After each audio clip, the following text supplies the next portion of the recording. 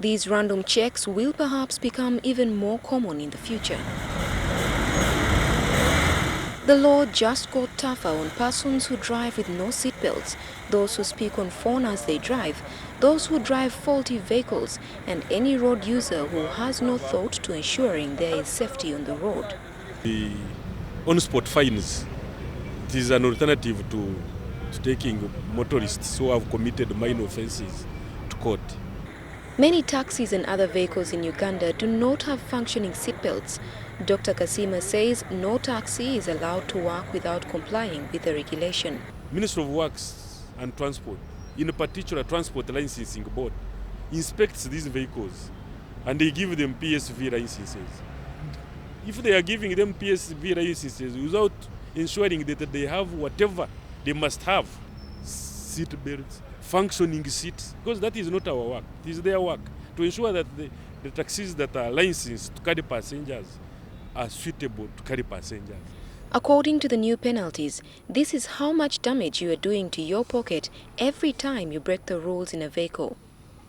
The penalty for an invalid permit is now at 100,000 shillings from 40,000. Dangerous loading, 200,000 shillings from 60,000. Carrying excess passengers, 200,000 shillings from 60,000. Driving faulty vehicles, 60,000 shillings from 50,000 shillings. If you're caught driving under the influence of alcohol, you will part with 200,000 shillings. Careless driving, 100,000 shillings from 40,000 shillings. Speeding, 200,000 shillings from 100,000 shillings. Driving while on phone, 100,000 shillings.